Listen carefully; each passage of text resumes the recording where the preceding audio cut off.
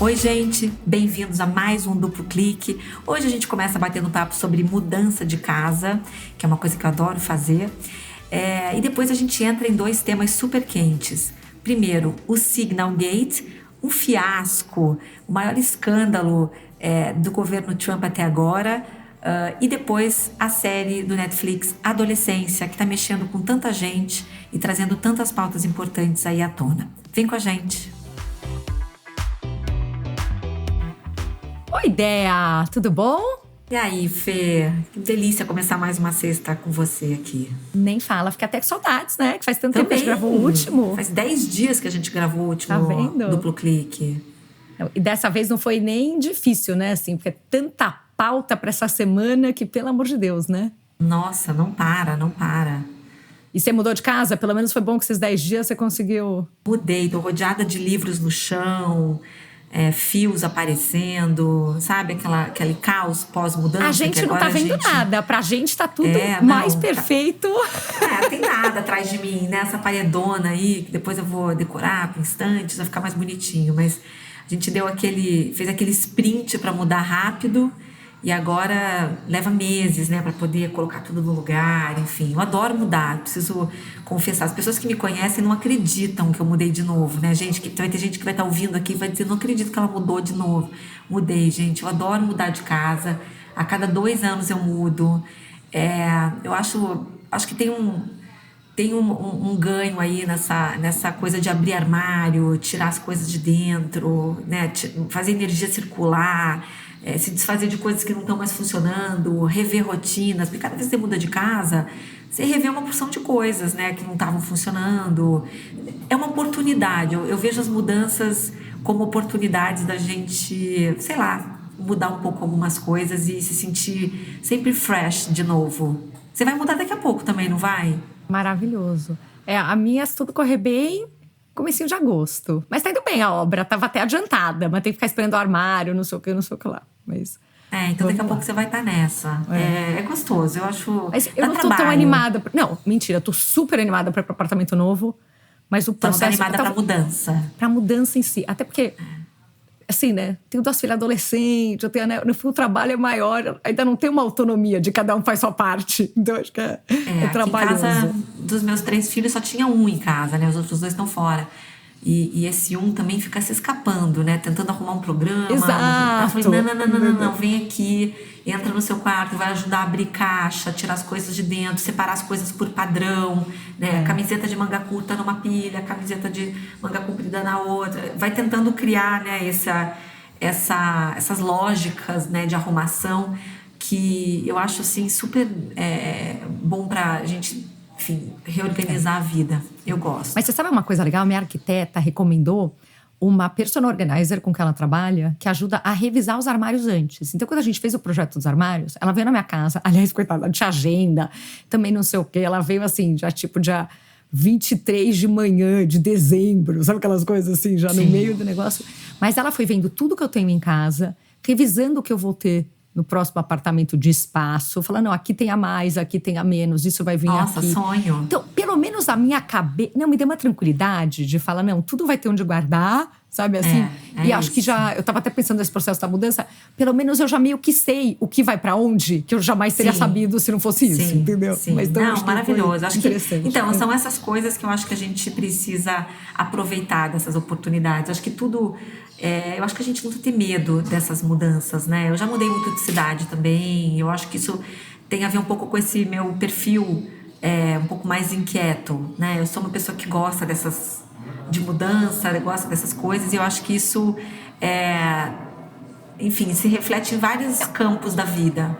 E vocês escolheram morar de aluguel também, né, Dea? Então também dá essa flexibilidade. De morar perto do trabalho, morar perto da escola. Agora não tô mais perto da escola. Quer dizer, tô perto da escola, agora meus filhos não vão mais estar na escola, mas daqui a pouco a gente vai para uma coisa menor, porque eles não sei se eles vão... Tô numa fase da vida que meus filhos estudam fora, então assim, não sei o que vai acontecer daqui a 4 anos, daqui a 5 anos. Será que eles vão continuar morando fora?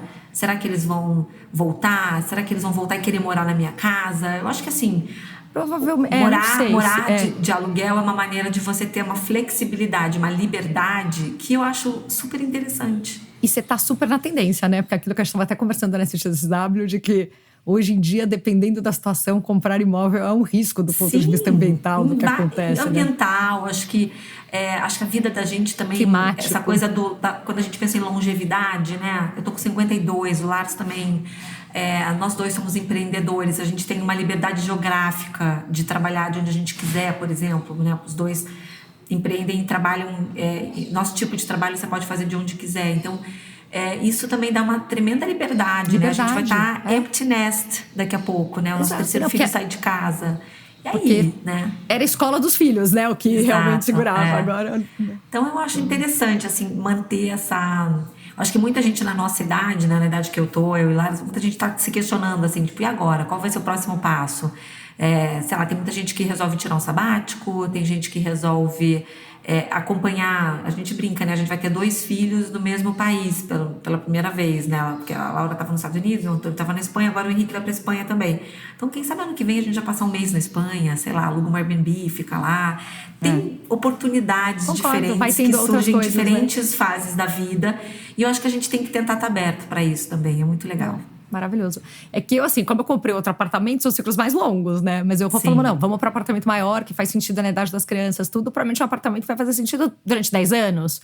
Depois, talvez a gente mude de novo. É que eu sou mais velha que você, né, Fezinha? Eu tenho 47. É que as minhas filhas estão planejando. Não, a gata dentro dela. Não, mas não faz diferença, faz diferença. É que a Bibi tem 13, né? Então, a gente teve idade, acho que teve filho mais ou menos com as mesmas idades, mas a Bibi tem 13, mas elas não planejam no momento fazer faculdade fora. Então, provavelmente, meu ciclo de ter filho em casa vai ser mais longo. Sim. Mas tem e nisso entra também, assim, o que acontece, por exemplo, com os nossos pais, né? Eu sou de uma geração, eu sou uma X, né? Você também é X, eu acho, né? Geração X é uma geração que tá muito imprensada ali entre os filhos que ainda estão em casa e os pais que ainda estão vivos, porém em situações, em diferentes pontos de vida, né? Então, assim, meus pais, graças a Deus, super saudáveis. Meus pais estão ótimos, mas tem situações que eu já tenho amigos que os pais já estão precisando de cuidados. Exato. Né? Então você fica ali entre uma coisa e outra. Então, muitas vezes, um sabático ou essa liberdade que os filhos não estão mais em casa, você está vivendo um momento empty nest, mas os seus pais estão precisando de você naquele momento. Então, é um eterno... pratinhos no ar, né? Pratinhos no ar e a gente tentando equilibrar tudo, mas tentando aproveitar essas oportunidades que a vida dá e viver de um jeito dinâmico. Eu gosto disso. Para mim é o que me alimenta, assim, viver de uma forma dinâmica. Maravilhoso. Muito bom. Eu lembrei da Laurinha essa semana porque eu vi uma matéria de que Duke tá super incomodado por causa de White Lotus 3, né? Que aparece lá o negócio de Duke. Depois eu te mandar a matéria. Porque quero ver. A terceira temporada, os caras fizeram Duke. Parece que tem umas cenas que ele tá... Eu comecei a assistir, não assisti tudo aí. Acho que nem que terminou a temporada ainda, né? Mas parece que tem várias que ele tá com uma camiseta, sabe? Tipo, Duke, gente, não sabia, não vi ainda. Eu, com essa história da mudança, fiquei super atrasada nos seriados. Super atrasada nas minhas leituras. Não, nas leituras você não tá nada atrasada. Você se atrasou no seriado. Você se atrasou no Netflix, no Max, mas o resto você tá bem.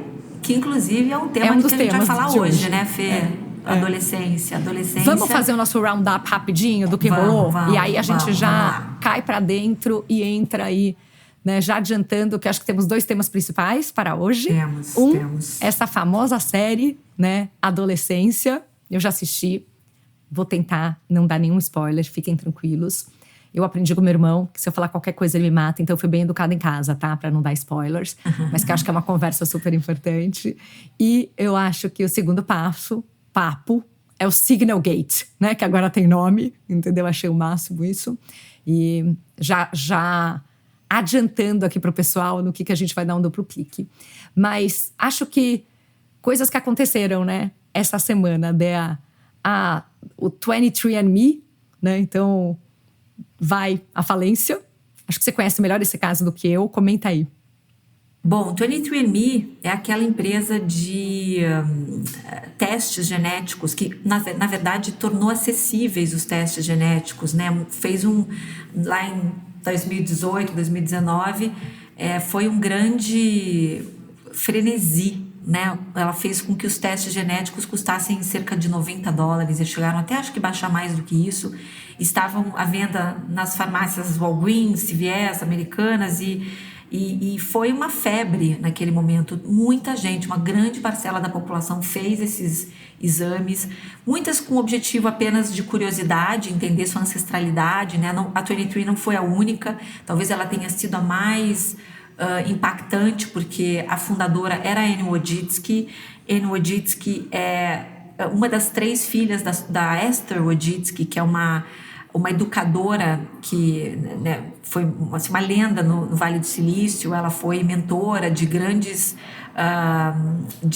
founders que hoje em dia estão à frente, né, de grandes empresas de tecnologia. Estudaram na Palo Alto High School, onde ela era professora, e ela escreveu um livro que ficou muito famoso, chamado Como Criar Crianças para o Mundo. Talvez vocês tenham lido esse livro. A gente até levou a Esther Wojcicki para dar uma palestra na Oxygen uns 2 anos atrás. Ela é bárbara, ela fala muito bem sobre criação, sobre educação dos filhos, e ela teve 3 filhas extremamente bem-sucedidas.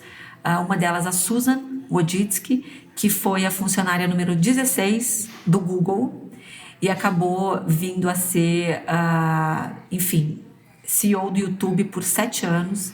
Se afastou no ano retrasado da presidência, né, do cargo de CEO do YouTube, de uma forma muito discreta. Ela estava com câncer e não revelou, e ela acabou falecendo no ano passado, no final do ano passado, em decorrência desse câncer. Deixou 4 filhos, enfim, 3 filhos, porque um dos filhos dela também faleceu. E a Susan Wojcicki foi, assim, uma das mulheres em tecnologia muito importantes, né? Uma das raras mulheres que trabalhou em tecnologia no Vale do Silício. E a irmã dela, Anne Wojcicki, acabou casando com o Sergey Brin. Olha todos os laços aí, né? Ele é do Google, ele é o fundador do Google, co-founder do Google. E a Anne veio a fundar a 23andMe, que era uma ideia genial na época, um modelo de negócio super interessante, em que ela venderia os testes genéticos para as pessoas fazerem, e aqueles dados que ela reuniria com toda aquela população testada, ela ia vender para a indústria farmacêutica para ajudar no desenvolvimento de novas drogas e tudo mais.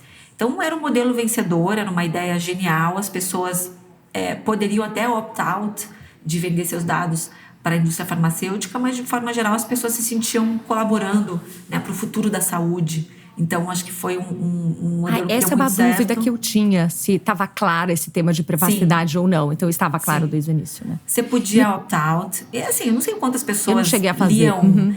Eu também não cheguei a fazer. Eu não sei o quanto que as pessoas liam ali as letrinhas miúdas dos contratos, e talvez muita gente não soubesse que seus dados poderiam ser comercializados de forma anônima, óbvio. Mas esse foi o modelo que a Anne criou. Durante muito tempo, ela foi uma das empresas mais valorizadas, mais promissoras ali do Vale do Silício. Chegou a valer bastante, fez um IPO. E no final de 2023 teve um vazamento de dados. Isso prejudicou tremendamente a reputação da empresa, a imagem da empresa. Ao mesmo tempo, ela não conseguiu fazer novas parcerias com a indústria farmacêutica. Isso não avançou. Não sei o que houve ali, que eles não conseguiram criar desenvolver essa linha de receita.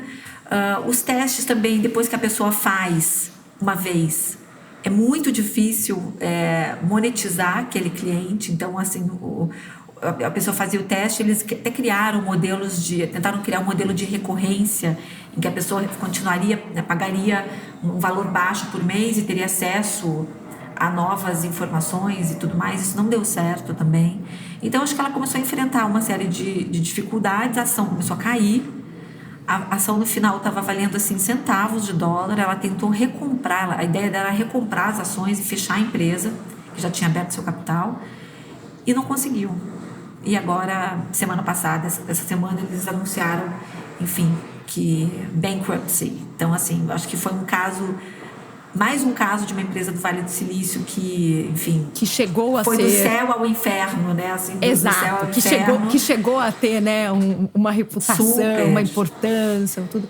O 23andMe também, que era o que a galera descobria irmão, descobria sim, tudo isso, né? Porque conseguia sim. vincular, não só você fazer os testes, né, para entender, tá bom, a minha ancestralidade e tudo, mas ele te dizia se você tinha, quem eram as pessoas. Tem gente que descobriu o lado da família que não imaginava. Tem várias histórias muito boas disso.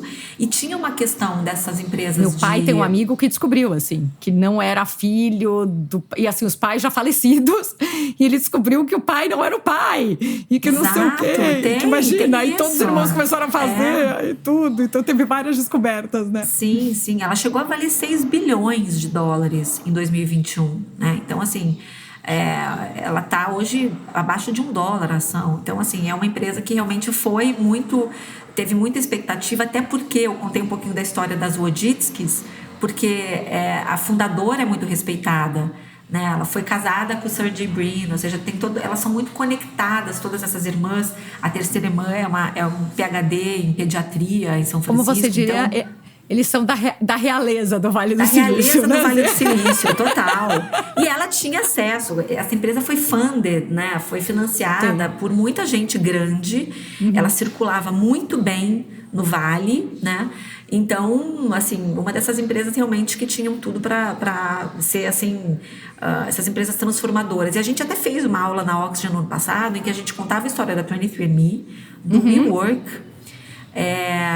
da Peloton, também outra empresa que já teve também entre as principais assim, promessas, né, no mundo dos negócios, que muitas empresas dessas depois acabaram... os ciclos são mais curtos, né? Foi uma aula mesmo, né, de ascensão e queda. Ascensão e queda dessas empresas de tecnologia, porque elas passaram de, né, unicórnios e empresas extremamente bem avaliadas para um modelo de negócio que não parou de pé, né, queimando caixa. Então, assim, acho que isso da 23andMe é um alerta, porque o problema é que agora os dados de todo mundo que fez, né, os DNAs de milhões de pessoas estão aí navegando à deriva pela internet. Agora as pessoas meio que se tocaram, teve o vazamento, né? E o vazamento foi. E agora o que está acontecendo é que é um ativo, a empresa vai vender os ativos para pagar os credores. E aí vai ser vendido esse banco de dados com esses DNAs todos. Então, assim, começou a rodar na internet. Depois saiu no New York Times e tudo isso de falar, nossa, se você fez e você não quiser que seus dados sejam vendidos para quem comprar, entra lá e deleta seus dados. Aí um amigo meu, tal, do meu time que é mais técnico, falou, e quem deleta o backup? Entendeu, né? Mas eu falei, bom, se você está preocupado com o uso não correto, né, ou ilegal do seu dado, ele provavelmente já vazou, né? Muitos vazaram e já estão aí, né, na internet, mas pelo menos do ponto de vista de estar no banco de dados da venda, então muita gente entrou para deletar os próprios dados, então isso foi também uma notícia que correu a internet essa semana, né? E tem aí alguns boatos de que ela vai ser comprada, os dados vão ser comprados e colocados na blockchain, de forma que eles vão poder ficar protegidos e vão, enfim, as pessoas vão poder ser donas dos seus dados, que é uma promessa antiga. Esse assunto da privacidade de dados é um assunto que dá uns 4 duplos cliques aqui, só para a gente falar disso, né? Porque existe uma promessa antiga, uma expectativa antiga de que na Web3 a gente vai poder ser dono dos nossos dados e escolher para quem que a gente vai abrir ou até mesmo para quem que a gente vai vender os nossos dados. Então, essa é uma expectativa que se tem, né, com o futuro aí da internet, de forma que a gente não seja explorado por essas plataformas que a gente usa, né? Muitas vezes muita gente nem sabe que seus dados estão sendo comercializados, estão sendo usados como moeda de troca, enfim. Então, acho que essa questão de posse, né, propriedade dos dados, que é uma teoria, uma tese que tem sido bastante falada nos festivais que a gente vai. No Web Summit de Lisboa teve muito esse assunto. Esse no SXSW não vi tanto, não, mas na Europa se fala muito mais disso, né? Obviamente, porque a Europa tem essa preocupação de privacidade muito maior que nos Estados Unidos. E eu acho que esse é um tema que a gente, enfim, até se conecta com o assunto, o segundo assunto da semana. Pensei a né? mesma coisa. Falei, gente, a Dea tá muito boa de costurar assuntos. Ô, Dea, e só ensinar algo aqui para os nossos ouvintes, que muitos talvez já saibam, tenho certeza que muitos não sabem.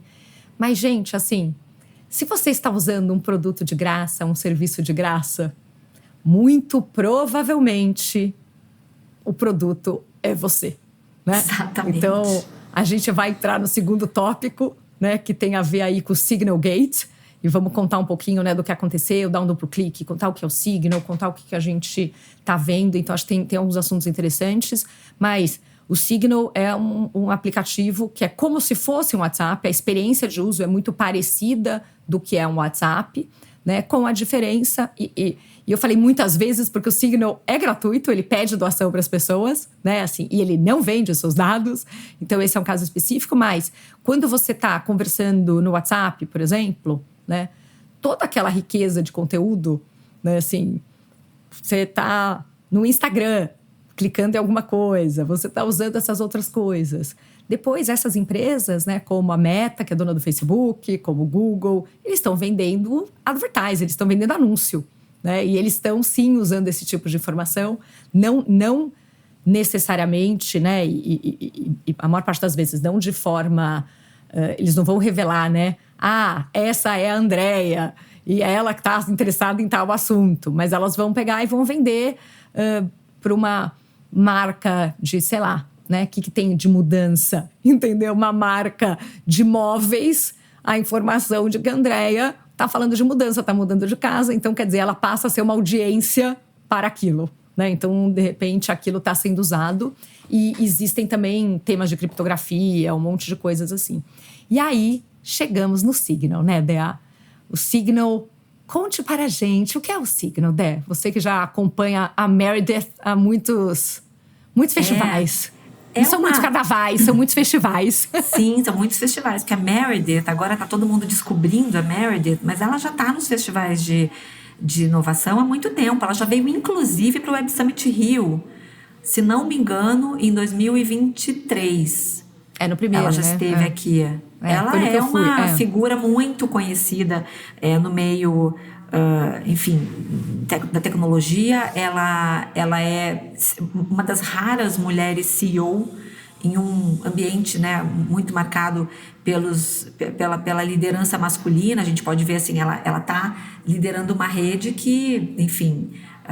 os mais parecidos com ela são Mark Zuckerberg, são, enfim, o Elon Musk, essas pessoas que a gente vê, né, como sendo sempre os grandes nomes aí no mundo da tecnologia. E ela é uma mulher, assim, com uma firmeza, com uma propriedade para falar, ela tem uma segurança para falar. Todo mundo que assiste a Meredith fica muito impressionado com a desenvoltura dela, com a autoconfiança que ela tem para falar. E ela tem sido uma voz muito ativa sobre a questão da privacidade dos dados. O Signal é open source, é uma ferramenta open source, é um aplicativo de mensagens muito utilizado no mundo todo. Um pouco na linha, um pouco do Telegram também, né? São novas redes que estão funcionando. Eu acho que no Brasil nem Signal, nem Telegram tem a penetração do WhatsApp, né? O WhatsApp chegou primeiro aqui, então ele tem realmente uma base muito grande. E a questão desse tipo de aplicativo de mensagem é que ele tem que ter massa crítica, né? Então, assim, você tem que estar onde as pessoas estão. E como, né, uma coisa puxa a outra, o WhatsApp acabou ficando gigante no Brasil. Acho que o Brasil, até pouco tempo atrás, estava em primeiro lugar em uso de WhatsApp do mundo. Não sei se é primeiro ou segundo hoje em dia. Mas realmente... A Índia também é muito forte, mas é um dos maiores mercados no mundo. Sim, e assim, no Brasil, nos Estados Unidos, por exemplo, o uso do WhatsApp é infinitamente menor. As pessoas lá ainda usam o SMS, né? Text message. Mas eu comecei até a ver umas mensagens dos Estados Unidos. O WhatsApp está crescendo lá, porque a Meta está investindo nisso agora. Uhum. E existe um tema nos Estados Unidos que quando você usa nessas mensagens de texto, se você está mandando mensagem de Apple para Apple ou de Android para Android, você tem as mensagens criptografadas. Se você muda de uma plataforma para outra, né, você tem um Android, eu tenho uma conta da Apple, eu te mando uma mensagem por SMS, a mensagem não é criptografada. Então, existe essa indicação de que você tem que usar o mesmo aplicativo e o WhatsApp está até puxando um pouco isso nos Estados Unidos do ponto de vista de criptografia. Isso pré-Signal, tá, gente? Isso antes do que estava rolando, né? E uma coisa interessante, assim, muito do crescimento de WhatsApp nos países, né, em desenvolvimento, coloquemos assim, é porque na Europa e nos Estados Unidos, no início, quando começou essa parte de mensagem de texto, não era cobrado adicionalmente por envio de mensagem de texto. No Brasil, em vários países de desenvolvimento, a mesma coisa que aconteceu na Índia e tudo, lembra? A gente tinha plano que a gente pagava tantas mensagens de SMS. Nem lembrava, mas é cada verdade. mensagem que você pagava tinha um custo. Então, começaram a aparecer aplicativos que você usava simplesmente o plano de dados do celular e que não tinha a cobrança por mensagem. Então, eles acabaram ganhando por causa disso. Só para dar um duplo clique um pouco nesse histórico de muito bom, nem lembrava. grande. Nossa, é verdade. Até ontem era assim, né? Que loucura, a gente esquece. Mas, assim, voltando a explicar o que é o Signal, né? Ele é realmente um aplicativo de mensagem, troca de mensagens. Sempre foi, né? Os seus diferenciais sempre foram privacidade e segurança, né? Ele tem esse sistema de criptografia de ponta a ponta, ou seja, ele é considerado extremamente seguro. É o aplicativo recomendado por especialistas em segurança, né? Quando você precisa lidar com informações sensíveis, ele é o aplicativo mais recomendado, né? É considerado um dos mais seguros do mundo mesmo. O código é open source, como eu falei, ele é um código aberto. Não coleta dados dos usuários. Isso é uma diferença assim, incrível em relação aos outros. Por isso que as pessoas... ele é usado tanto para... essa questão da privacidade, ela é uma faca de dois gumes também, porque é um lugar também onde pessoas podem falar de assuntos como corrupção, como lavagem de dinheiro, tudo isso. Essas identidades estão protegidas lá também. Então, assim, mensagens, lista de contato, foto, localização geográfica, nada disso fica guardado, fica armazenado nos servidores deles, né? Então, e eles têm o diferencial de ser mantidos por uma fundação, é a Signal Foundation. Então, eles não têm fins lucrativos, eles são uma empresa um pouco parecida com o Blue Sky, só que é uma outra figura jurídica, mas o Blue Sky, que a gente já falou em outros duplos cliques anteriores, né? Também é uma outra rede, que também é uma empresa de benefício público, né? Um public benefit, tem um outro modelo de governança também. Então, é muito diferente do que a gente experimenta no WhatsApp, por exemplo, que é uma empresa que tem capital aberto, tem, né, o Zuckerberg tem uma ingerência na plataforma. Se o mercado, se algum juiz manda abrir os dados de uma conversa, isso acontece, né, a empresa é obrigada a abrir. Então, são uma série de recursos de privacidade que o Signal oferece que está fazendo com que ele esteja crescendo muito no mundo. E essa semana, por causa do Signal Gate, ou seja, por causa desse episódio, ele bateu o recorde de downloads nos Estados Unidos. E aí eu vou deixar a Fê contar um pouquinho dessa história do Signal Gate, porque é super interessante. Até antes de entrar nisso, queria só dar mais uns comentários de algumas coisas legais. Já que esse podcast é um duplo clique, né? E a gente entra nos assuntos e vai ensinando as coisas que a gente sabe, tudo. Eu acho que quando a gente fala de segurança e de uso de dados, tem isso, né? Tem um lado que o dado é criptografado, ele é seguro, né? Então, quando o dado está saindo do meu celular, indo para o celular da Dea ou de volta, né? Ele pode ser, de alguma forma, ali, interceptado nesse envio. Então, isso é a criptografia, né? E eu estava até vendo aqui, né? O Signal foi lançado em 2014 pelo criptógrafo Moxie Marlinspike. Então, quer dizer, ele nasceu dessa parte de criptografia, né? Então, ele tem essa criptografia de ponta a ponta. Esse ponto todo de código aberto, né? O que é código aberto? Quer dizer que o código-fonte, o código que faz o aplicativo, está publicado, ele é aberto. Qualquer desenvolvedor, né? Eu e você, provavelmente, se a gente entrar lá, a gente não vai entender exatamente todas essas coisas. A gente pode ir lá e pode ver esse código, né? Então, isso também traz uma transparência muito grande, porque eles falam que, como você explicou muito bem, os dados não estão copiados, né, num servidor ou alguma coisa assim. Por mais que, assim, eu confio na Meta, em que a Meta está cuidando da privacidade dos meus dados no WhatsApp, né? E eu confio que ela é uma empresa que cuida da segurança desses dados. Mas, a partir do momento que esses dados estão num servidor da Meta, eventualmente pode ter alguma coisa de segurança, alguém pode roubar esses dados, e esses dados serem expostos. Neste caso específico, o dado não está em nenhum lugar, e é uma coisa que até a Meredith explicou isso, né, também no SX, falando assim, e como código aberto, Se, de repente, amanhã, quem estiver cuidando dessa empresa for, né, uma evil person, ela ainda não usou o termo evil, né? Uma pessoa do mal lá vai, assume essa empresa e fala, agora vamos copiar todos os dados. Meu, não tem como isso acontecer sem as pessoas saberem, porque o código, alguém vai ter que ir lá e vai ter que mudar o código. Agora, quando a Fernanda mandar uma mensagem, eu quero copiar o negócio. E daí, não, né? Então, isso vai estar. Então, né, além dessa parte de não ser usado para anúncio, não ser usado para uma série de coisas que também depende muito no quanto você confia e acredita naquela empresa. Então, bacana, já demos um duplo clique em Signal. E agora vamos pro bafafá, né, Dea? Mas eu vou começar a contar um pouquinho e te passo, mas assim, né? Acho que todo mundo, acho que esse assunto correu tanto que não tem quem não tenha visto. Mas a gente saiu uma matéria no The Atlantic, que é uma revista que, aliás, eu e a Dea amamos, né? Vamos. Minha mãe até assinou o The Atlantic essa semana por causa disso. Acho que muita gente assinou o The Atlantic essa semana por causa dessa matéria. Sim, mas isso foi um impacto, inclusive, mensurado, né? Foi a notícia de língua inglesa mais lida do ano. Foi essa matéria da The Atlantic em que o Jeffrey Goldberg revela, e vou deixar você terminar aí. Ele conta, né, que ele estava no estacionamento do supermercado, entendeu? E, de repente, ele foi adicionado num grupo do Signal, né? E ele foi ver, e nesse grupo do Signal tinha o vice-presidente dos Estados Unidos, né, o secretário de Estado, um monte de gente super importante.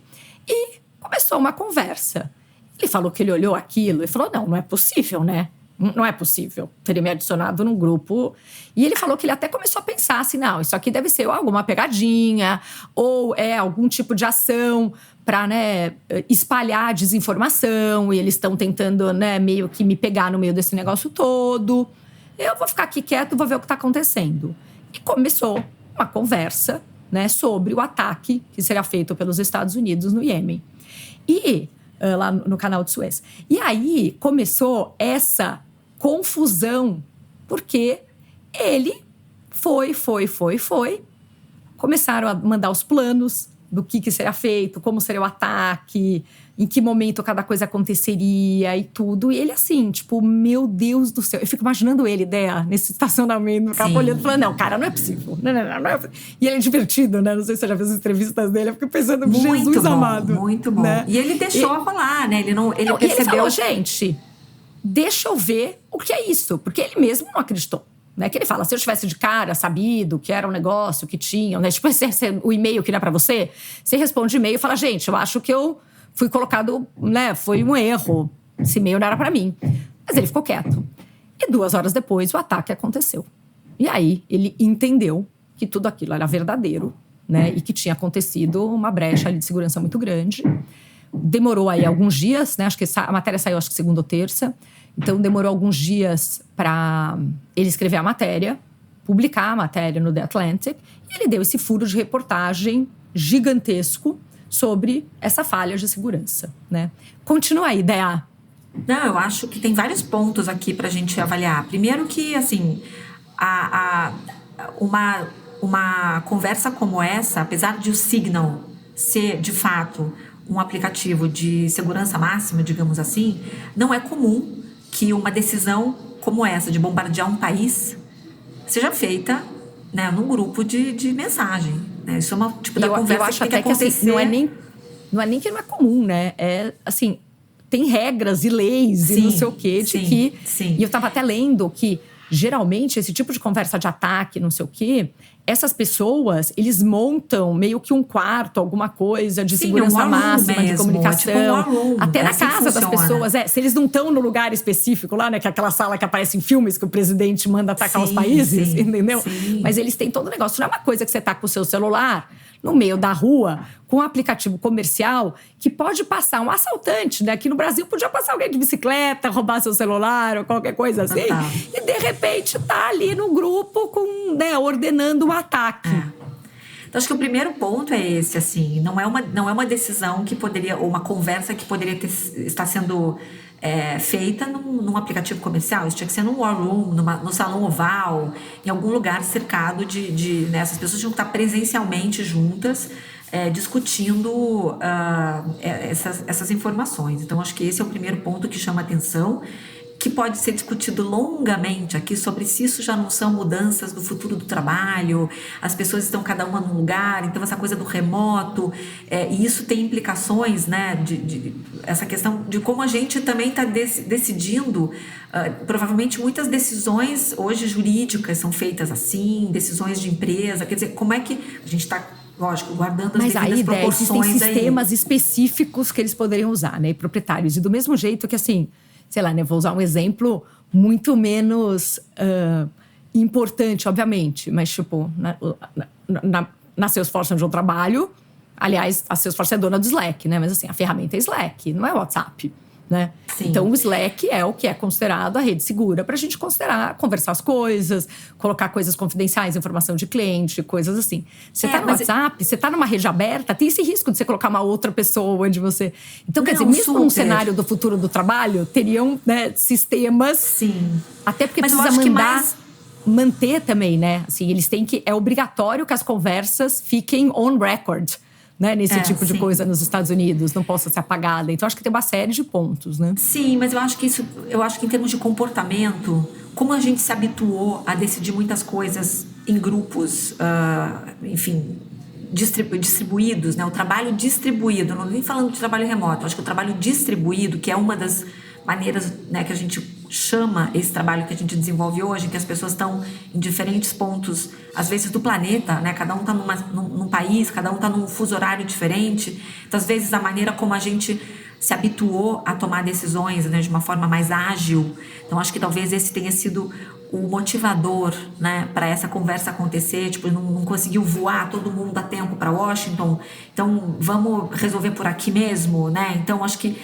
isso mostra um pouco o modus operandi dessa turma que está entrando na Casa Branca. É uma turma que vem de tecnologia, é uma turma que é remote first, muitas vezes, né? Então, acho que esse é o primeiro ponto aqui que me chama a atenção nessa história, né? Se isso não é fruto de um hábito que a gente adquiriu pós-pandemia de fazer tudo de forma remota, em aplicativos e tudo mais. Então, acho que esse é o primeiro ponto, né? A importância de resgatar rituais, né, como esse, de reunir todo mundo na Casa Branca para tomar uma decisão como essa, que foi uma maneira muito leviana de tratar um assunto tão grave, né, no mínimo.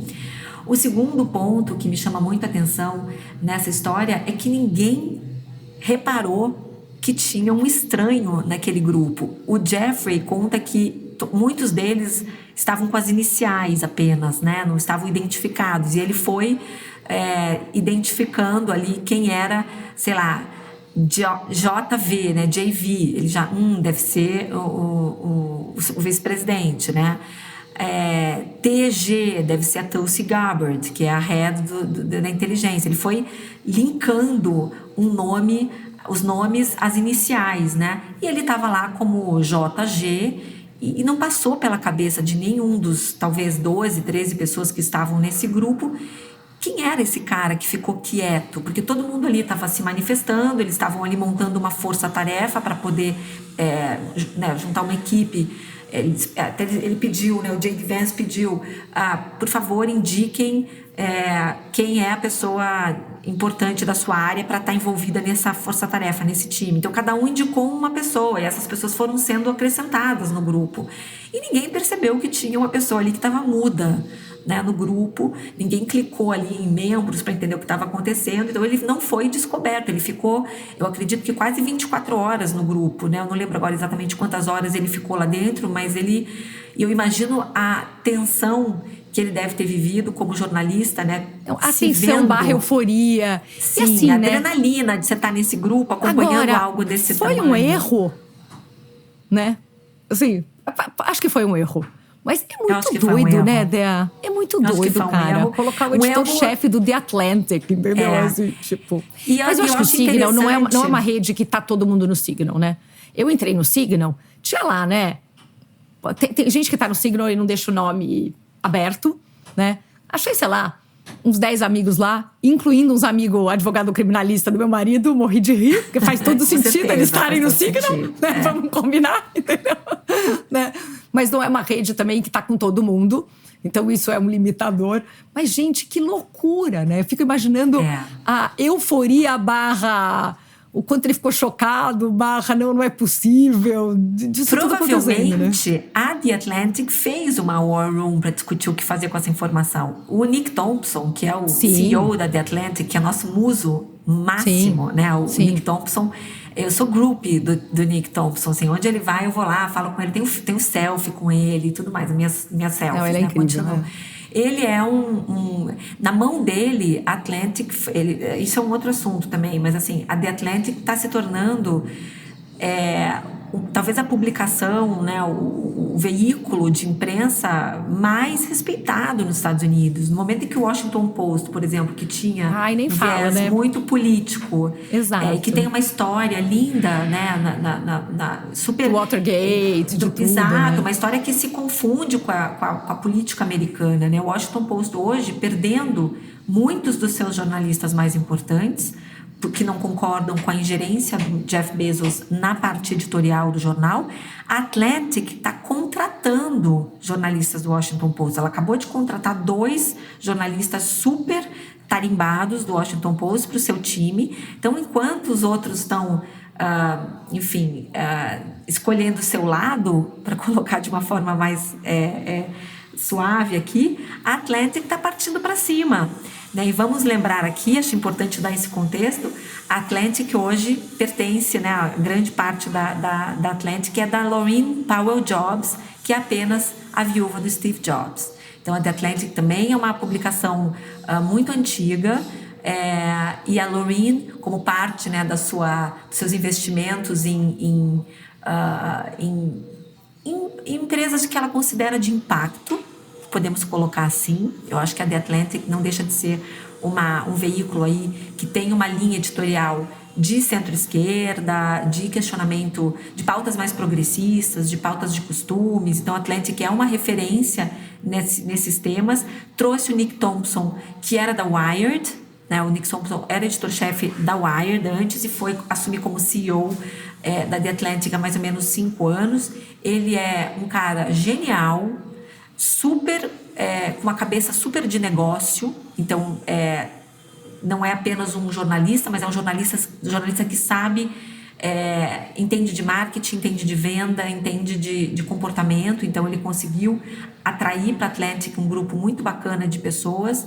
E a revista dessa semana, como você mesmo falou, Fê, ganhou milhares de novos assinantes, né, de pessoas que admiram o trabalho investigativo que eles estão fazendo, né? Eles têm esse jornalismo raiz, talvez, né? E eu imagino como deve ter sido interessante acompanhar lá, queria ser uma mosquinha para estar dentro da The Atlantic quando o Jeffrey Goldberg contou que, enfim, tinha sido colocado nesse grupo. Eu queria primeiro ser uma mosquinha para estar no carro com ele e ele falando, não é possível. Não.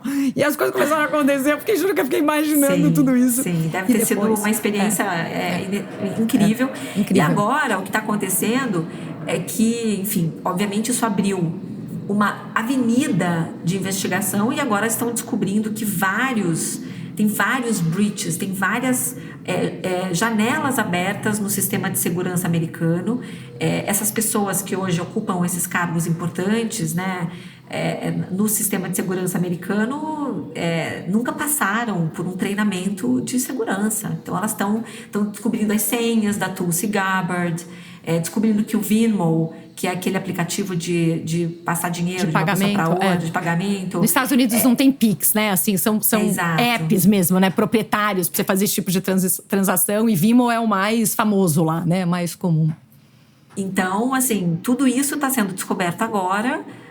E os Estados Unidos está perplexo com o fato de que as maiores autoridades do sistema de segurança americano não têm os seus dados protegidos, não se importaram, né, com a gravidade dessas, usam aplicativos comerciais para fazer conversas. Então, assim, isso está levantando nos Estados Unidos uma grande questão sobre privacidade de dados, né, sobre o que é seguro, o que não é, o quanto que essas pessoas estão sendo negligentes, né? Estão sendo displicentes com informações de segurança máxima, né? Isso que eu ia comentar, Dea. Vai dar a reação no primeiro momento, o Trump, não tô sabendo, não sei o que lá, depois tal.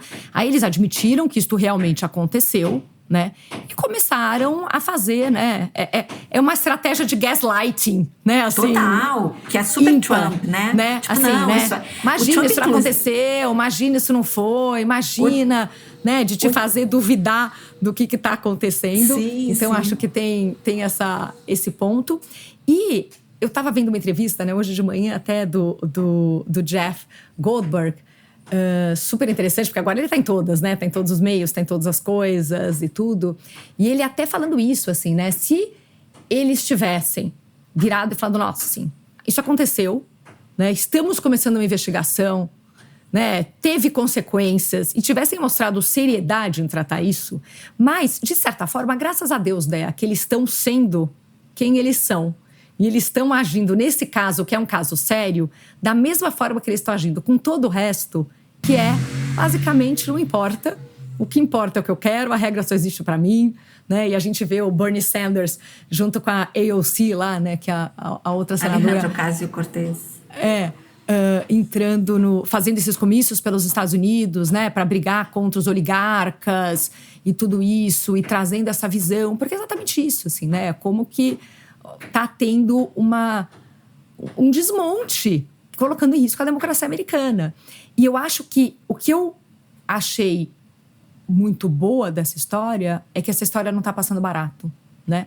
E o Trump, depois disso, né, entrou com uma nova tarifa de 25% de imposto em cima de todas as peças de automóveis ou carros importados nos Estados Unidos, que é uma coisa assim, né, mega repercussão global e tudo, mas ele não conseguiu flood the zone. Ele não conseguiu tirar isso da agenda. Isso virou o Signal Gate. Tá tendo uma coisa bipartidária nos Estados Unidos, assim, né? De todo mundo pedindo explicação. Já tá tendo hearings no Senado. E eu acho que talvez seja a primeira coisa que vai fazer realmente eles, né? Hold them accountable, né? Tô esquecendo como se fala em português já, meu Deus do céu. Como se meu inglês fosse melhor que meu português, mas a gente fica lendo tanta coisa assim, né? Mas como que vai fazer eles tomarem a responsabilidade? Me ajuda, né? Mas tipo assim, isso. Né? Eu acho que é meio isso. Desse negócio todo, entendeu? E eu acho que o curioso, né, foi... acho que você tocou num ponto importante, essa questão do gaslighting, né? Que foi a primeira reação dos republicanos, foi minimizar o incidente, desqualificar o jornalista, né? Dizer que ele já estava... Ele The Atlantic, tudo. The Atlantic e tudo mais. E o mais curioso foi que o Trump, a primeira reação dele, uma das primeiras entrevistas que ele deu sobre esse assunto, foi dizer que o Signal não é um aplicativo tão bom. Mas ele disse, I use Signal, you use Signal, everybody use Signal, but it must be malfunctioning, né? Então, assim, ele falou, eu uso Signal, você usa Signal, todo mundo usa Signal, mas ele deve estar com algum problema. Que nem assim, né? Não é, que nem mas o interessante... Mas interessante, assim, como ele acabou, enfim, de uma forma, ele não pensou, foi leviana, né, colocando o Signal nesse lugar, de que todo mundo usa o Signal. Então, assim, o Signal bombou e foi interessante porque a gente estava, semana retrasada na SXSW, e a Meredith foi uma das keynotes, né? Então, o timing de ela ter estado lá, inclusive, quem estiver ouvindo e tiver curiosidade de assistir essa palestra do SXSW, ela está disponível no YouTube do SXSW, no canal do SXSW no YouTube. Ela foi entrevistada pelo Guy Kawasaki, que é uma figura também lendária lá no Vale do Silício. Ele não foi um bom entrevistador, eu acho que a entrevista deixou um pouco a desejar, mas ele é muito... ele é uma figura meio midiática, né? Ele é super conhecido, e ele entrevistou a Meredith e ela fala... um pouco do que a gente contou aqui, ela fala bastante disso na entrevista dela, então quem tiver curiosidade de conhecer melhor o Signal e a Meredith, que acho que nesse momento em que o Signal virou, né, esse assunto... Virou pauta? Virou pauta. Acho que vale a pena entender um pouquinho melhor quem ela é. A gente coloca o link. Ela foi objeto de uma matéria bem extensa na Wired, se não me engano, de janeiro ou de dezembro do ano passado, então a Wired também já foi atrás do Signal, ou seja, o Signal já estava vindo... por conta de tudo isso que a gente está assistindo, né? Esse declínio das redes sociais, né? O X esvaziando por conta das últimas iniciativas do Elon Musk. O próprio, depois que o Mark Zuckerberg também retirou todos os sistemas de checagem de dados das redes da Meta, também fez com que as pessoas se desencantassem com o Threads. Então, assim, eu falo isso bastante, acho que a gente está vivendo um momento um momento bem crítico para as redes, né, em que talvez a gente esteja começando a assistir talvez um declínio mesmo das redes consideradas tradicionais, essas redes que a gente usou até hoje, Instagram, Snap, o X e tudo mais, e a gente esteja começando a assistir um nascimento ou talvez a nova onda, né, que são redes mais descentralizadas e mais com cara de praça pública, que é onde as pessoas discutem as coisas de forma livre, mais com cuidado para, enfim, assim como numa praça pública ninguém pode chegar e dizer qualquer coisa, né? Aquilo tem consequências, isso também acontecer nas redes, né? Então acho que isso vai ser um momento bem interessante de assistir, um movimento bem interessante de 2025. Dea, vamos pro próximo assunto, que para variar, nossa conversa tá muito boa, né? E a gente tá, tentando não passar de 1 hora, mas, meu Deus do céu, eu e a Dea. Isso, Dea, depois eu preciso te contar ainda, não sei se vai ser num podcast ou não, do Lex Fridman com Ezra Klein. Mas tudo bem. Gente, eu achei tão incrível ele. Bom, mas e tem mil coisas a ver com esse assunto, mas eu queria falar mais tanta coisa desse assunto que a gente tá, mas tudo bem, gente. Vamos sair desse, vamos pro próximo, porque esse outro assunto é quente, né? Mas teve tá tomando também, né, as redes e os comentários e os grupos e tudo, uma série do Netflix que chama Adolescência. Eu assisti, né? A Dea tava na mudança, né, Dea? Não sei se você já conseguiu ver. Gente, eu não vi ainda. Então, ótimo. Então vai ser interessante, porque a gente vai ter uma conversa de quem viu e quem tá só vendo a repercussão. Acho que vai ser rico, né? E que tá, assim, todo mundo falando, né? Primeiro, eu acho a série incrível. Ela é muito bem feita. Você começa a assistir, você não desgruda dela, né? Assim, então, é realmente, né? Como a arte, eu acho que uma das coisas maravilhosas da arte é ela trazer conversas e trazer reflexões para a sociedade, né? Eu acho que o filme da Barbie fez isso maravilhosamente bem. E a hora que ela faz isso, ela alcança outras audiências, né? Não é todo mundo que leu The Atlantic, né, gente? Entendeu? Verdade. Mas, assim, você acaba alcançando muitas novas audiências. E eu acho que essa série conseguiu fazer isso de uma forma incrível. Porque, realmente, assim, parte dela estar sendo tão assistida é porque ela é excelente. Se fosse um documentário, ela não estaria sendo tão bem assistida, tão assistida. Mas, assim, ela é muito, realmente, bem feita. Eles filmam as coisas como se fosse num plano único, assim, numa continuidade, né? Os atores são incríveis. E é uma história, vou contar o que acontece nos primeiros 10 segundos da série, né? 10 não, 1 minuto da série. Mas ela começa com um policial, né, invadindo uma casa, né, para fazer uma prisão, invadindo, estourando a porta para entrar, né, e prender um menino de 13 anos por um crime. E o pai, a mãe, a irmã, todo mundo desesperado e tal, e assim que começa. E depois, né, e tomando um cuidado aqui para não trazer muitos spoilers, mas depois o que acontece é que ela consegue trazer uma série de temas, né, que para mim, que sou mãe de filho de 13, 16, leio as coisas, eu acho que não teve temas tão novos, né? Mas eu acho que levou isso para uma audiência muito maior e faz isso de uma forma muito forte e de uma forma muito assustadora. Porque você pega um caso extremo, né, de coisas que podem acontecer, e aí depois, assim, né, a acusação, ai meu Deus, dou spoiler ou não dou spoiler, Dea?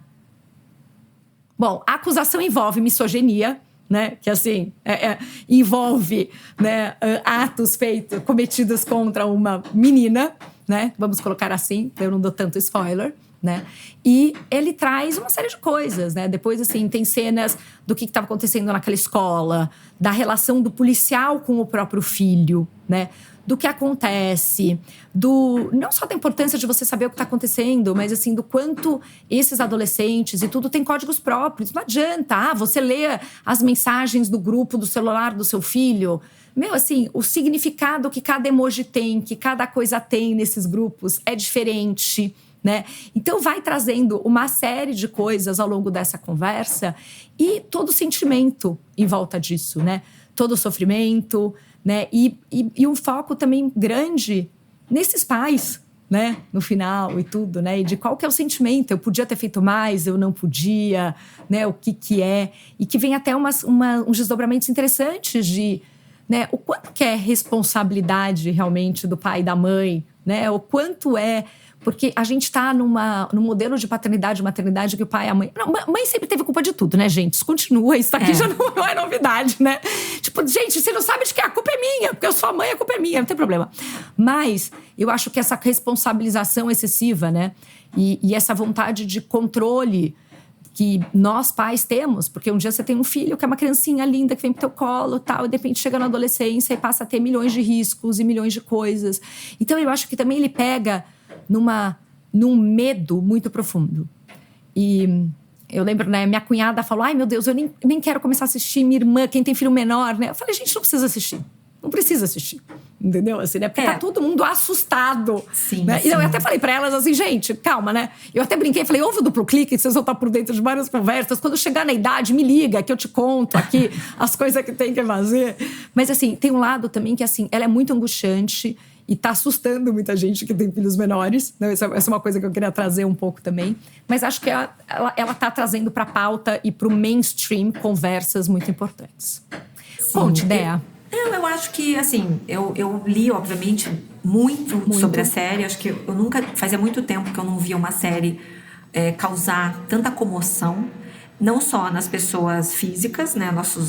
Nossos conhecidos, nossos grupos da escola, grupos de WhatsApp que a gente tá, mas veículos, né? Eu vi, assim... Não passou assim, não teve um veículo desses que a gente consome que não tenha feito matérias e matérias sobre o tema, desde o Washington Post, New York Times, Atlantic, todo mundo escreveu, todo mundo falou sobre essa série, porque ela virou um fenômeno cultural, né? Ela virou uma conversa, né? Nas redes, nas famílias, né? Então acho que nas escolas, né? Vários países, por exemplo, o Reino Unido está querendo fazer com que todas as escolas assistam e que essa série seja passada em todas as escolas, né? Como uma forma de educação. Então acho que essa série realmente ela tocou em pontos muito sensíveis e trouxe à tona evidenciou coisas que não eram tão conhecidas de tanta gente, como termos, né? Incel. O que é um incel? Um involuntary celibate, né? O celibato involuntário, né? Aquele homem que não consegue se relacionar com mulheres. Que gostaria de se relacionar e não consegue, né? E culpa as mulheres. Que isso dá. Exato. Então, assim, isso tudo está na raiz da misoginia, né? E tudo mais. Então, eu acho que são pontos que passaram a ser conhecidos de muita gente, né? Mas eu acho que ele é uma série que vai muito além de quem tem filhos adolescentes. E muito além ainda de quem tem filhos homens, né? Que eu acho que é uma questão das pessoas, né, às vezes acharem, não, eu não tenho ainda, não passei por isso. Eu acho que teve uma frase do ator que faz o pai, que também, enfim... tem um papel importantíssimo, né, na produção da série também. É produtor e coautor. Uhum. Isso. Ele fala... Ele deu uma entrevista muito bonita em que ele disse It takes a village to raise a child, né? Que é um ditado muito antigo que fala que você precisa de uma aldeia inteira para criar uma criança, né? E aí eu acho que isso para mim é o mais importante dessa série. Ela sair do lugar de uma série que os pais têm que ver para uma série que todo mundo tem que assistir, porque ela tá tocando num ponto que é a sociedade que a gente construiu e a sociedade que a gente está permitindo existir, né? Ou seja, desde redes sociais, né? Desde o que acontece lá até, enfim, a forma como né? A manosphere, que é esse universo onde habitam estes incels, né? Ou seja, esses homens que ficam em fóruns, que ficam em grupos, que ficam se retroalimentando, né? Com esse ódio às mulheres, com essa maneira de pensar super retrógrada e misógina, eles proliferam nesse universo, que hoje em dia é chamado de manosphere. Não tem nenhuma tradução, assim, manosphere no sentido de Homem-esfera. Homem-esfera, sei lá, né? E esse universo... De esfera e não de fera, né? De monstro. E esse mundo é o mundo do Joe Rogan, né? É o mundo desses podcasters, desses bros que estão conversando e estão criando conteúdo para esses caras consumirem. Então, esse é um assunto que vai muito além de você ter um filho e seu filho conviver ou ouvir essas coisas, né? Sim. Isso é a sociedade que a gente está permitindo que exista.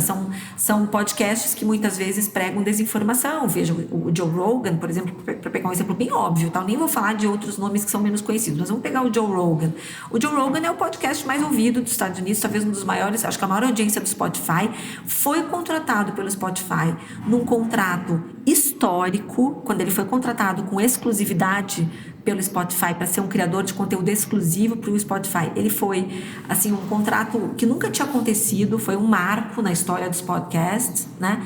E ele foi um cara que era anti-vacina, né? Então, assim, na época a gente discutiu muito e a gente já esqueceu desse tema, né? Mas na época foi muito discutido. Quando o Spotify dá um espaço desse e valoriza nesse nível uma pessoa que tem a atitude, não vou nem dizer política, porque não é uma questão de política, né? Acho que é uma questão de ciência, de progresso humano, né? Uma pessoa que tem a postura que ele tem, não só sobre vacina, mas sobre uma série de outras pandemia, coisas. Né? Assim, não é, entendeu? 10 anos antes, só a favor da vacina disso ou daquilo, né? Assim, então, na medida que um Spotify dá palco, dá poder, dá voz, dá microfone para uma pessoa que fala esse tipo de coisa, essa é uma sociedade que a gente está permitindo existir. Né? Então, quando a gente fala de adolescência, não é um problema do adolescente, é um problema que a gente tem que pensar como sociedade o que a gente está construindo, né? Que tipo de voz está tendo espaço nesse mundo, né? Que vozes a gente está permitindo, que voz a gente está dando audiência, né? Então, gente, escutem mais Duplo Clique, menos Joe Rogan. Tá vendo? Com certeza, né? Dé, e você tocou alguns pontos super interessantes, né? Mas assim, eu acho que... Bom, primeiro, falando... Eu acho que quem tem filho de 2 anos e tá com medo que vai ficar angustiado, não precisa assistir, tá tudo bem também, né? Porque dependendo da relação que você tem, é assustador. Mas eu concordo que a pai de adolescente precisa. E concordo também quando você fala que esta é uma conversa que precisa estar, né? E quem tem emocionalmente preparo pra lidar com esse negócio... Tem que ter estômago. Tem que ter estômago. Não, porque eu assisti, achei super interessante tudo, mas não é que eu fico mal 3 dias pelo que aconteceu. Então, os amigos ficam mal, sabe? Assim, então, tipo, tem gente que eu tô falando, que é mais né? sensível, com certeza. Então, acho que assim, né? Tem que ter um certo cuidado, ainda mais quem tem filho pequeno, né? Porque aquilo é uma coisa tão distante, é um medo tão, né, assim. Mas eu acho que todo mundo que tem filho adolescente tem que ver. E eu acho que você toca num assunto super importante também, que é isso, né? Assim, eu puxei no meu cérebro, sabe aquele negócio que a gente falava antigamente? Briga de marido e mulher, ninguém bota a colher? E depois isso mudou. E falou assim, não, bota a colher sim. Porque pode estar tendo uma situação de uma casa, de uma mulher que está sofrendo abuso, que não sei o que lá, e a gente mudou as coisas, né? Não tô falando que a mãe lá invadir a escola, bater na criança que falou não sei o que pro seu filho, não. Mas assim, cara, eu acho que os pais se envolverem é uma coisa muito importante. E existe, né, uma coisa de falar, cara, isso aqui é problema da escola, ou isso aqui é problema do não sei o quê, e as pessoas não se unirem. Eu já vivi situações, não com a minha filha, mas outras crianças, né, isso aí especificamente era na Lourenço e tudo, mas que estava tendo uma situação super séria, a escola não estava conseguindo gerenciar, entendeu, com uma criança e tal, até um dia que uma outra mãe, entendeu, me ligou, falou, acho que não sei o que lá, vamos ligar para outra e tal, e a gente começou a se falar, e cada um chamou seu filho em casa e explicou o que estava acontecendo na escola, e sabe assim, e as próprias, os pais tomaram isso como um problema deles, né? E através dos seus filhos, minha filha não tinha nada a ver com a história, graças a Deus, mas assim, mas só de virar e falar assim, cara, assim, né? E é uma coisa que eu falo, a responsabilidade também, né? Sua responsabilidade é do tamanho do seu privilégio, é do tamanho da sua popularidade na escola, é do tamanho da sua, sabe? Então, acho que tem um monte de coisa. Então, acho que tem esse lado de valores, desse papel social. E entra um outro tema que a gente vai ter que trazer no próximo Duplo Clique, né? Que é um pouco, né, esse tema que o Scott Galloway fala bastante sobre como criar meninos hoje em dia. E qual o espaço que os meninos têm, né? E acho que continua existindo uma desigualdade no mundo, né? Obviamente. Claro que nós somos 2 mulheres, o que acontece com mulheres, o que acontece tudo isso, mas a gente também não pode olhar, né, para os homens sem empatia e sem entender como está sendo criar meninos hoje e tudo. Acho que tem uma conversa interessante aí. E o próprio Pedro Doria, com a Dora do Canal Meio, né, fez um vídeo e está puxando um pouco essa teoria já há um mês, talvez, né, de falar do como existem, né, do papel dos homens periféricos no meio político, na vulnerabilidade que eles estão tendo, porque eles não têm espaço. E eu acho que tem uma série de coisas. Assim, né? Quais são as mensagens que a gente está dando para esses meninos? Eu já estou saindo um pouco da série, indo para uma conversa maior, né? Mas que é uma coisa que o Scott Galloway fala. Ele fala assim, por um lado, né, assim, um menino ir lá e chamar uma menina para sair ou fazer alguma coisa assim pode ser visto como uma coisa horrível, pode, né? Ela pode acusar que ele tá isso, que ele tá assediando. Por outro lado, as mulheres têm a expectativa que eles convidem elas para sair ou não. Sabe? Quando ele vira e fala, gente, saiam, bebam, se divirtam, vivam. Porque também, assim, vamos combinar que todo privilégio está a favor, mas não está fácil ser homem na sociedade atual e ser jovem. Não tá, né? Não E acho que isso é uma coisa que não se fala. Ótimo porque não? ponto. Todo holofote tá para mulher, tá para o negro, tá para não sei o quê, tá para não sei o que lá. Do mesmo jeito que a gente vê situações acontecendo com os judeus nos Estados Unidos, nas universidades, por exemplo, que se tivesse acontecendo com uma mulher, com um preto, com não sei o quê, a reação que a sociedade já está tendo e o tamanho tá muito diferente, né? Então, acho que tem uma conversa aí pra gente puxar. Tem mesmo. A gente vai precisar encerrar, porque já faz mais de uma hora que a gente está aqui de papo, mas, assim, acho que esse é um tema super importante. Eu acho que a adolescência vem coroar um movimento que começou a crescer com Geração Ansiosa, do Jonathan Haidt, e agora eu acho que isso vai realmente mexer com as estruturas de toda essa questão das redes sociais que a gente vem falando, né? Então, acho que esse tem um momento aí muito propício, né? A tempestade perfeita para uma mudança, talvez, de paradigma. Mas é isso, e é o que você falou, né? Assim, quando a gente fala do Jonathan Haidt, né? O momento e o livro foi o estupim agora. Apesar da ideia já tá aqui, né? Desde o Tristan Harris, lá, sei lá, 2019, não sei quando foi, né? O Dilema das Redes. Dilema das Redes e tudo. Esses assuntos já estavam em pauta. Mas agora que era o momento dessa coisa. Então, acho que a adolescência tem talvez... E essa que é a beleza da arte, né? E também depende do momento cultural para ela ecoar e do quanto a sociedade está pronta para atuar em cima daquilo. Mas eu também acho que tem uma oportunidade muito grande de isso virar um movimento. Perfeito. Bom, gente, a gente se traiu, né, Dea? A gente falou e a gente passou de 1 hora, mas a gente vai continuar tentando ficar abaixo de 1 hora nos próximos, né? Vamos tentar. E até o próximo Duplo Clique, galera. Obrigada, gente. Beijos.